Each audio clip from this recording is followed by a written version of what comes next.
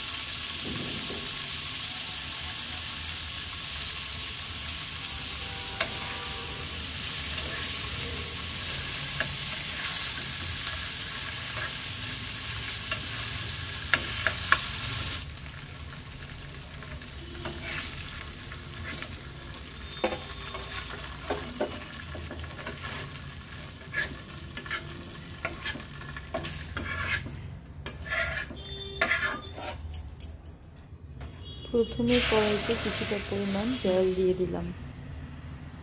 এরপর আমি এগুলো সেদ্ধ করে নেব। এখানে আছে টমেটো, পেঁয়াজ, গোটা গরম মশলা, রসুন, আদা আর কাজু বাদাম, এগুলো সব সেদ্ধ করে নেব।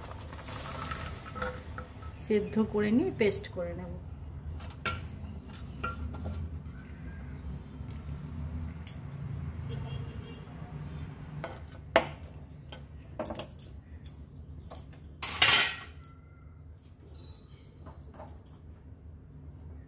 সামান্য একটু লবণ দিয়ে দিলাম।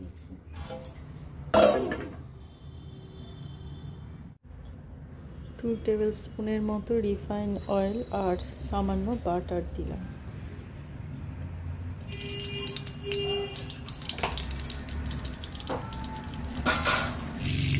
যে উপকরণগুলো আমি সেদ্ধ করে রেখেছিলাম সেটাও পেস্ট করে তেলের মধ্যে দিয়ে দিলাম।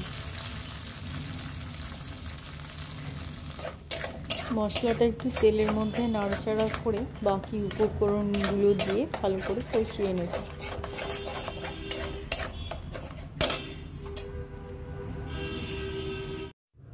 হাফ টিস্পুন ধনে পাউডার, হাফ টিস্পুন জিরে পাউডার,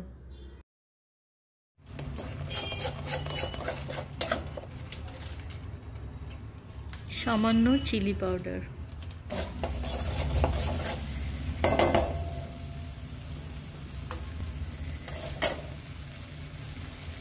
এবার একটু জল দিয়ে দেব।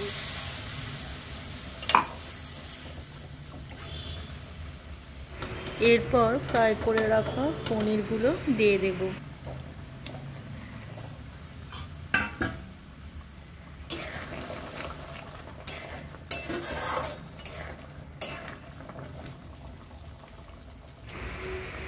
সবার শেষে সামান্য গরম মশলা, কসুরি মেথি আর সামান্য চিনি দিয়ে দেব।